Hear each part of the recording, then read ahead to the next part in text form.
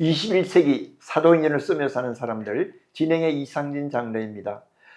오늘은 지난 시간에 이어서 백운영 선교사님과 함께했습니다. 선교사님 안녕하십니까? 안녕하세요, 장로님. 네. 이곳 우리가 인터뷰하는 곳은 여러분 캘리포니아입니다. 캘리포니아 아나하임에 있는 GP 선교 본부입니다. 미 본부 선교 본부입니다. 지난 시간에는 우리 선교사님께서 어떻게 해서 미국에 이민 오셨는가, 디아스포라로 살아가는 그 과정 속에서 아메리칸 드림이 킹덤 드림으로 바뀌고 선교사가 되기까지, 그리고 정말 사랑하는 우리 선교사님 사모님과 함께 만나서 만나는 그 아름다운 과정, 그리고 아들 둘, 딸 둘, 아들 하나를 낳아서 지금 정말 행복한 가정을 이루는 그 얘기까지 마쳤는데요. 오늘은 좀 더 깊게 선교 사역 GP에 관한 사역, 그다음에 선교 사역의 다양한 일들을 좀 나눠주시면 좋겠습니다. 예, 네, 그렇게 하겠습니다. 네, 우리 먼저 선교사님, 지금 우리가 여기 와 있는 곳이 GP 선교사인데 아마 GP를 아시는 분들도 계시겠지만 예수를 안 믿는 사람들은 GP가 뭐지? 전방에 초소를 얘기하는 건가? 이렇게도 생각할 수 있으니까 그것도 네. 하나의 의미가 그 안에 들어있습니다. 네. GP가 어떤 것인지 좀 설명해 주시면 고맙겠습니다. GP 선교회는 한국에서 일찌감치 1968년도에 조동진 목사님에 의해서 시작이 됐지요. 그리고 나서 이제 90년도에 계속 세계 전역으로 선교를 뻗어나가다 보니까는 한국에만 본부가 있고 이사회가 있는 것이 아니고 미주에 이사회가 생겼습니다. 그리고 미주 이사님들은 대부분 미국에서 신학을 하신 분들이에요. 그때 당시에 우리가 모이면서 보니까는 김원기 목사님을 그때 위시에서 양춘길 목사님 전부 다 이제 미국에 골든 카넬, 프린스턴, 웨스트민스터 비블리커, 그리고 풀러, 그다음에 텔봇, 달라스 이러한 데 이제 공부하신 분들이 미주의 선교를 위해서 우리가 함께 뭉쳐갖고 GP 미주 이사회가 됐고요. 그다음에 이곳 애나하임에 또 본부가 90년도에 생겼습니다. 그리고 2000년도 넘어가면서는 또 남미 쪽에 저희 남미를 위한 미주 남미 본부지요. 거기에 상파울로에 생겼습니다. 지금은 저희가 이사회만 해도 셋이 있고요. 그다음에 본부가 셋이 있습니다. 그리고 선교사가 한 490명, 500명 가까이 됩니다. 난 코리안들도 그 중에 지금은 한 5% 정도 난 코리안이 있는데요. 계속 이 숫자가 확장이 되어가고 있습니다. 그래서 한국 선교로는 아마 교단 선교를 제외하고는 초교파 선교 단체로는 지금 GP가 가장 큰 그런 선교 단체로 사역을 하고 있습니다. 그렇습니까? 지금이 2025년인데요. GP가 이곳 그 미주에서 시작한 것이 2000년도 초반이었습니까? 아니에요. 93년도입니다. 1993년도에 시작을 했던. 조용중 선교사님에 의해서 이곳에 이제 시작을 하셨고요. 자, 그렇다면 이제 선교사님께서 신학을 졸업하시고 여기에 조금 GP에 좀 계시다가 다른 곳으로 선교로 나간 것으로 이해하고 있는데 그 당시 때의 GP 언제였습니까? 저는 88년도에 그때는 이름이 달랐지요. 지금 현재 GP의 전신인 Korea International Mission, KIM, 거기를 통해서 90년 2월에 제가 선교사로 파송이 됐습니다. 그리고 처음에는 조용중 선교사님 그때 당시에 사역하시던 필리핀으로 가서 함께 사역을 했고요. 그 다음에 거기서 5년 후에 하나님께서 저를 인도네시아로, 원래 제가 꿈꾸던 무슬림 사역을 항상 준비를 해왔는데 결국은 그 다음에 이제 인도네시아 그리고 또 말레이시아로 이렇게 단계적으로 옮겨주시면서 이 사역을 감당하도록 해주셨습니다. 그렇게 하셨구만요. 그러면 조금 전에 말씀하신 것이 내 선교의 하나의 꿈을 무슬림 선교로 이렇게 했다고 말씀하셨는데 어떤 그 계기가 있었나요? 제가 풀러 신학교에서 선교사 후보생으로 선교를 계속 준비를 하는 과정에서 네. 하나님께서 제 마음속에 이 이슬람의 큰 블락, 우리가 우리의 방법으로는 도저히 넘을 수 없는 그러한 그 이슬람의 그 블락을 보여주셨는데, 네. 근데 그 안에 들여다보면 들여다볼수록 네. 무슬림들은 순수한 거예요.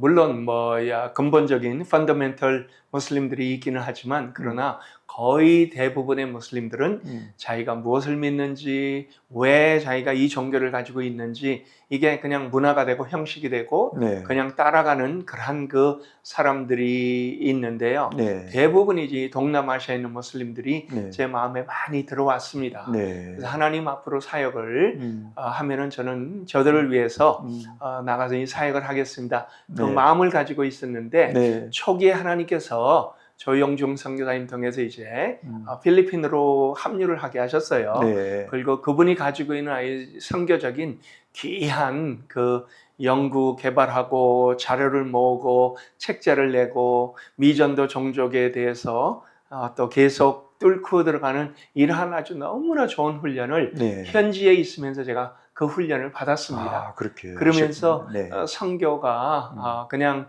머리로 이루어지는 것이 아니고 가슴이 따라야 되고 삶을 통해서 어떻게 현지인들에게 다가설 수 있는가 하는 것들을 필리핀 사역을 통해서 배우고 나서 네. 하나님께서 이제는 너가 준비가 됐다 하니까 그 다음에 96년도부터는 제가 인도네시아 가서 네. 인도네시아에서 현지 교회와 연합을 해갖고 무슬림들을 위한 사역과 그 다음에 신학교에서 그 크리스천들을 선교사로 훈련시키는 네. 그런 그 사역을 하고 나서요. 네. 그 다음에 말레이시아까지 하나님 보내셨죠. 말레이시아는 또 같은 무슬림권이지만은 상황이 완전히 다른 그런 그 무슬림권입니다. 그리고 저희 GP 국제본부가 말레이시아에 위치하고 있는데 그 사역을 통해서 또 다양한 국제적인 네트워크를 할 수 있도록 네. 그 사역을 하나님께서 단계적으로 저를 계속 인도해 주셨습니다. 그렇구만요. 그러니까 미주 GP에서 조금 계시다가 그 다음에 해외로 파송된 선교지가 첫째 필리핀이었습니다. 맞습니다. 거기서 5년 계시다가 예. 인도네시아로 그리고 말레이시아까지 이렇게 오셨다는 얘기를 하시는데 예. 그 세월은 긴데 너무 빨리 점프한 것 같아요. 예, 그래서 그렇죠. 필리핀 5년 동안 예. 한번 좀 이렇게 리프레시 하면서 예. 기억을 들어보면 그 당시 때 어떤 사역을 하셨습니까? 그 90년에 필리핀에 들어갔는데 네. 저희는 미주에서 한 것이 여기에서 영어권들을 위한 2세들을 위한 특히 캠퍼스 미니스트리를 많이 했고 네. 대학생 사역을 했으니까 그쪽에는 자신이 있어서 네. 마닐라에 가서 저는 캠퍼스 사역을 하려고 네. 들어갔는데 하나님께서 그걸 허락하지 않으세요. 그리고 그때 당시에 조영중 선교사님이 미전도 종족 중에 하나인 와라이 종족이 있는데 네. 거기에 들어갈 사람을 찾고 있었는데요. 근데 저희와 연결이 돼갖고 결국은 하나님께서 저희 마음속에 그 와라이 종족에 대한 부담을 가지고 저 사마르라는 지역으로 들어가게 하셨습니다. 네. 1991년도에 사마르 지역을 갔는데요. 네. 물도 안 나오고요. 네. 전기도 하루에 2시간 들어오고 완전히 낙후되고 그 다음에 필리핀에서도 가장 못 사는 지역 네. 그리고 복음화 비율도 가장 낮은 지역. 그래서 거기에 사는 사람들은 와라이라고 부릅니다. 그 네. 학생들에게 네. 초기부터 제 입버릇처럼 계속 반복해서 그런 얘기를 했습니다. 너희는 나를 뛰어넘어야 된다. 내가 등이 되어줄 테니까 나를 밟고 올라서라. 그리고 벽을 넘어서 훨씬 더 큰 호라이즌을 보아라. 네. 그러면서 그들에게 그 꿈을 이루도록 얘기를 했습니다. 근데 그때 당시에는 사실은 아무것도 보이지 않았습니다. 그렇죠. 눈에 보이는 게 없죠. 그때는 그들이 어린아이처럼 보였고 얼마나 이들이 그 일을 감당할 수 있을까. 그렇지만은 네. 제가 항상 가졌던 마음의 부담은 그거예요. 내가 여기에서 이들이 어디까지나 제 어린 자녀들로 보겠는가. 이들이 나보다 훨씬 더 큰 사람으로 미리 정하고 그 일을 위하여 이들이 커질 수 있도록 꿈을 줘야 된다. 그리고 계속 반복해서 그 얘기를 했더니요. 네. 10년이 지나고 20년이 지나니까 현실이 되대요. 네. 그리고 지금은 30년이 지났습니다. 네. 가서 보면요, 그들이 정말 저보다 훨씬 더 큰 믿음의 사람으로 하나님의 일들을 감당하고 있습니다. 할렐루야, 할렐루야. 예. 정말 너무나 아주 가슴 뛰는 그런 간정, 그 역사를 지금 말씀을 하셨는데, 어느 분은 이렇게 한다 그러더라고요. 어느 분은 아기가 딱 태어나면, 야, 너는 왕자야. 그래가지고 왕자님으로 부른대요. 예. 그렇게 해가지고 나중에 이제 성장하고, 그래도 나중에 왕자님으로 부르고 이렇게 하다가 보니까 그 사람이 아주 정말 훌륭한 사람이 되어 있는 것을 보았다고 예. 우리 할머니가 이렇게 얘기를 하시던데요. 예. 우리가 눈에는 보이지 않고 전혀 가망성이 없는 것 같은 경우이지만, 우리가 비전을 가지고 꿈을 가지고 그 사람을 그렇게 보고 또 부르고 또 심어줄 때 하나님께서 역사하시는 것 같아요. 그럼요. 네. 하나님께서 이 모든 네. 것들을 다 이끌어 가시는 것을 네. 확인하고 네. 감사하게 됩니다. 그러한 꿈과 같은 그런 일들을 우리가 지금까지 계속하면서 하나님의 그 복음 사역에 이렇게 인볼브 되어 있는 것이 얼마나 감격스러운지 우리가 또 느끼고 그렇게 합니다. 예. 선교사님, 그러면 이제 필리핀에서 5년 계시면서 그런 사역을 하셨고요. 그 다음에 이제 인도네시아로 가시게 됩니다. 인도네시아 얘기 잠깐 좀 부탁드리겠습니다. 인도네시아는 제가 굉장히 바라던 그런 나라였습니다. 네. 무슬림들이 네. 뭐 세계에서 제일 많은 무슬림이 그렇죠. 있는 나라죠. 근데 그렇죠. 기독교인들이 얼마나 많은지 아세요? 네. 그 전체 인구의, 그러니까 2억 8천만에 가장 적게 잡아도 10%가 기독교인입니다. 그러니까 그 2,800만의 기독교, 3천만의 기독교인이 있는 나라예요. 와, 대단한. 그래서 나라네요. 저는 그곳에 가서 일단은 신학교에서 가르치면서 제 학생들을 제가 이 필리핀에서도 마찬가지지만, 하나님, 제가 영향을 줄 수 있는 사람들은 많지 않습니다. 저에게 제자를 주세요. 그리고 그들을 통해서 그들이 또 제자를 낳는 그 사역을 주시기 바랍니다. 그랬더니 그 다음에 하나님께서 이 사역을 통해서 만들어 주신 게 이 인도네시아 교회에 그 무슬림들을 향한 전도를 할 수 있는 그러한 그 일들을 진행하게 하신 거예요. 그러니까 뭐 저는 인도네시아, 말레이시아가 전도 못한다 이런 얘기를 사람들이 알지 못하는 표면적인 것만 보고 얘기를 하는데 얼마든지 가능합니다. 그리고 젊은이들 중에서 많이 예수 그리스도를 믿고 그 다음에 돌아오는 그 일들이 지금 엄청나게 많이 일어나고 있습니다. 특별하게 이 젊은이들은 시골에서 이 도시로 꾸역꾸역 나와요.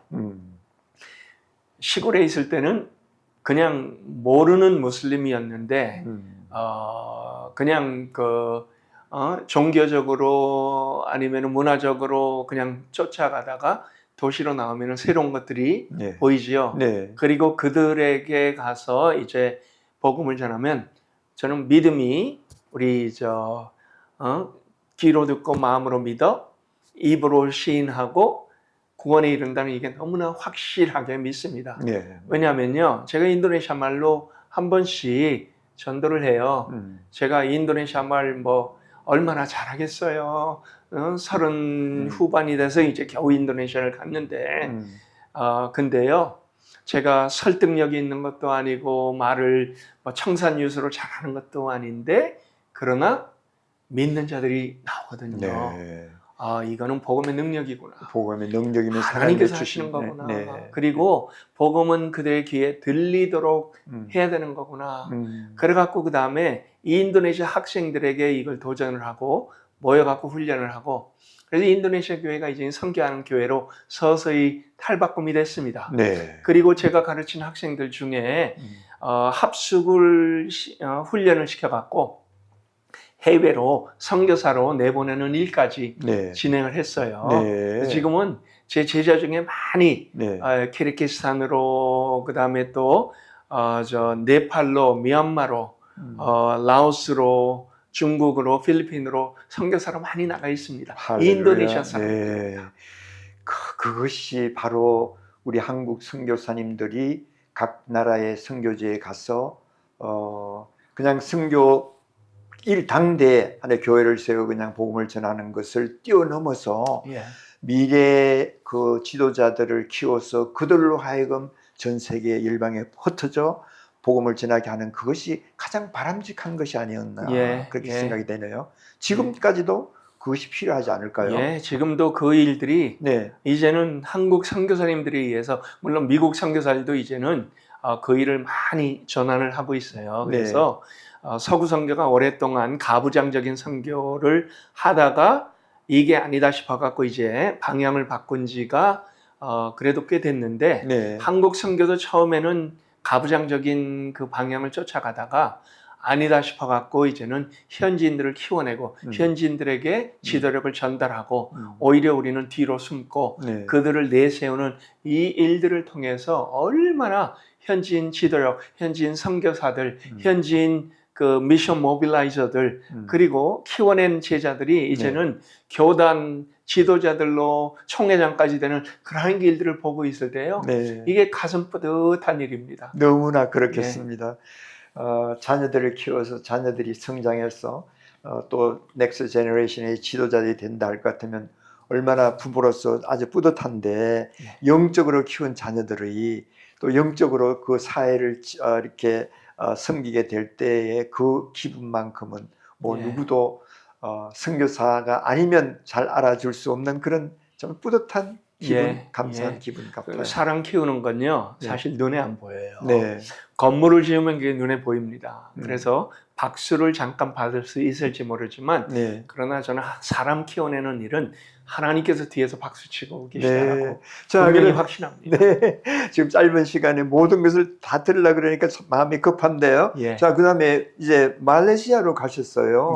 거기서 어떤 사이가 하셨나요? 말레이시아에서는 저희 그 GP 선교회가 국제본부가 말레이시아에 있었고 제가 2013년부터 2016년까지 4년을 국제 대표로 있었습니다. 아, 그래서 그러면서 말레이시아에 있으면서 사실은 많은 선교 단체들이 싱가포르, 말레이시아 그리고 또 치앙마이, 태국 거기에 위치를 하고 있습니다. 근데 말레이시아가 싱가포르보다 훨씬 물가가 싸고 그 다음에 싱가포르에서 너무 모든 것이 비싸니까 말레이시아로 많이 옮겨오는 그런 때 우리가 다양한 단체들하고 교류를 하고 그 다음에 한국 선교를 알리고 그때 당시에는 제가 많은 선교 단체들이 모이는 거기에 가서 한국 선교를 대변해 갖고 참 발제도 많이 하고 국제 무대에도 많이 서고 했습니다.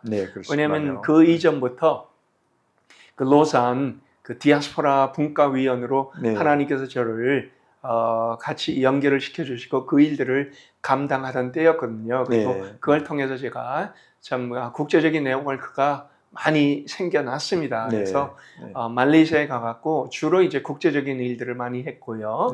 그 다음에 말레이시아에 있는 그 신학교에 가서 강의들을 했습니다. 말레이시안 바이블 세미나리 같은데 가서 이제 강의를 했는데 말레이시아의 신학교는 대부분 화교들이 이제 세운 신학교지요. 근데 실력은 아주 엄청납니다.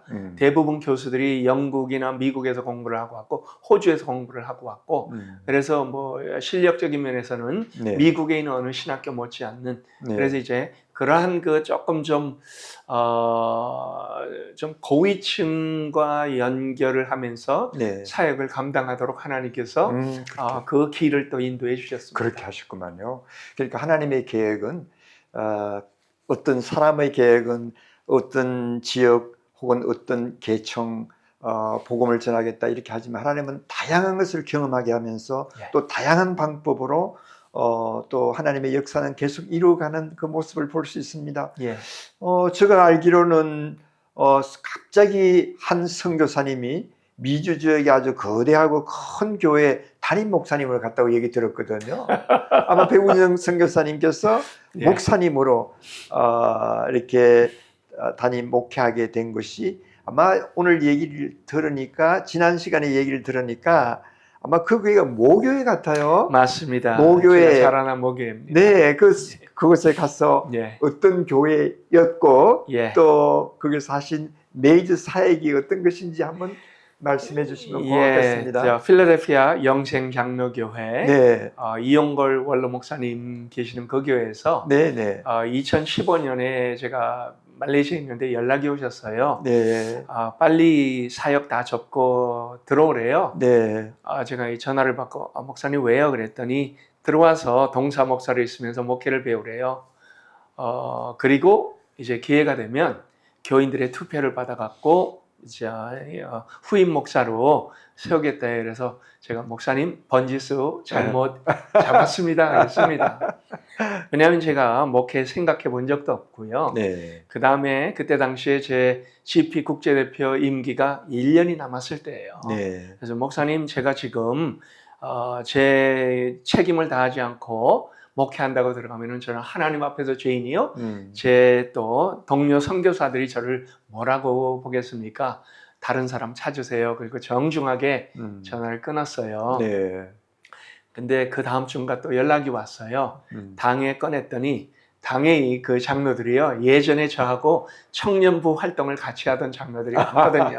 네. 같이 농구하고 하던 친구들인데 네. 장로님들이 1년 그거 기다려 줄 테니까 우리 1년 기다립시다라고 했다고 1년 후에 들어올 생각 한번 하라고 기도해 보라고 하시는 거예요. 네. 그래서 하나님의 음성으로 알고 기도하면서 결국은 2016년도 1년이 지나고 나서 들어갔습니다. 네. 그리고 필라델피아 영생장로교회에 90% 이상의 투표를 받고 7년을 목회를 했습니다. 7년 목회하셨구만요. 꽤 교회가 건실하고 큰 교회였습니다. 네. 한 2,000명 정도 교인이 되는 교회였고요. 네. 근데 물론 기쁨으로 목회를 했고요. 그 다음에 또 다양한 일들을 그 과정에서 경험했고 팬데믹까지 제가 이 경험을 하지 않았습니까? 그런 그 모든 과정을 목회는 성실하게 했는데요. 제 마음속에는 항상 그런 거예요. 몇천 명을 놓고 설교하는 것과 열 몇 명 놓고 그 다음에 그들과 함께 지내면서 그들에게 제자 훈련 시키는 것과 어느 것이 더 가슴을 뛰게 하는가 이 생각을 하니까요. 저는 제자 훈련인 거예요. 처음부터 제가 목회자가 아니잖아요. 물론 목회를 통해서 제가 많은 것을 배웠고 그 다음에 참는 법도 많이 배웠습니다. 당회가 얼마나 힘들었는지. 근데 제가 그래서 하나님 저 65세로 조기 은퇴하고 다시 선교사로 나가겠습니다. 그리고 아주 좋은 분을 하나님께서 그 다음에 세워서요. 저보다 20살이 적은 40대 중반 분을 세워놓고 저는 다시 말레이시아로 나가게 됐습니다. 그리고 신학교에서 가르치면서 현지인들과 같이 밍글하는 게요. 정말 저를 가슴 뛰게 하는 일이에요. 그러니까 그 일을 너무너무 감사하게 생각을 하고 하다가 하나님께서 또 다른 계획이 있다고 저를 다시 미국으로 보내서 지금 본부를 맡았습니다. 그렇습니까? 자, 하나님의 그 움직이심과 하나님의 손대심은 참 아주 기이하면서 또 공평하시다 그러잖아요. 하나님은 항상 공평하시게 많은 사람들 어려움을 당하는 사람이 있으면 또 그와 반대에 있는 사람들도 있고 이런데 영생교회 제가 영생교회에 대해서 옛날에 좀 알거든요.